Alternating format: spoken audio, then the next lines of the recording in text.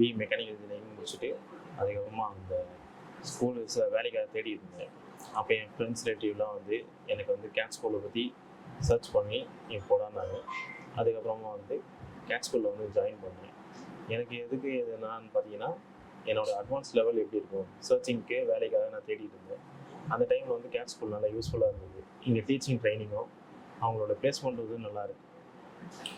Advance லெவலில் போனோம்னா நம்ம அடுத்த லெவலில் வந்து ஜாயின் பண்ணி ஒவ்வொரு கேட்டகரியும் நம்ம முடிச்சுட்டு நம்மளோட கெரியர் வந்து நம்ம யூஸ்ஃபுல்லாக வச்சுருக்கோம்.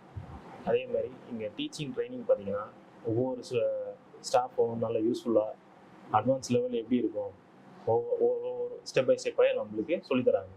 அதனால் யூஸ்ஃபுல்லாக இருக்குது. உங்களுக்கு எதனா யூஸ்ஃபுல்லாக இருந்தால் நீங்கள் கேட் ஸ்கூல் ஜாயின் பண்ணலாம். உங்களோட கெரியர் யூஸ்ஃபுல்லாக இருக்கும்.